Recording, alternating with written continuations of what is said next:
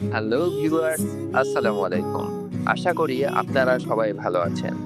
আজ আপনাদের নিয়ে ভ্রমণ করছি দার্জিলিংয়ের খুবই জনপ্রিয় একটি tourist attraction point, I love Kurseong view point. এখান থেকে খুবই চমৎকার একটি ভিউ পাওয়া যায়। এটি দার্জিলিংয়ের কার্শিয়ং সিটিতে অবস্থিত। আপনাদের নিকট অনুরোধ থাকবে, আমার ভিডিওটি যদি আপনাদের কাছে ভালো লাগে তাহলে অবশ্যই আমার চ্যানেলটি সাবস্ক্রাইব করবেন এবং আমাদের পরিবারে যুক্ত হয়ে যাবেন। ধন্যবাদ। इतनी सी बात समझ जाना, फिर से मिलूंगा मैं तुमको वहीं, राह से मेरी गुजर जाना।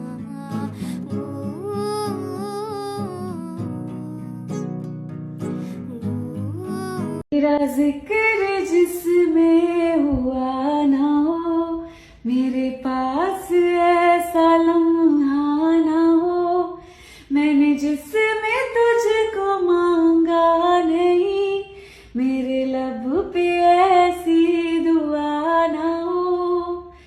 हर सफर में साथ तेरा मैं यूं ही निभाऊंगी,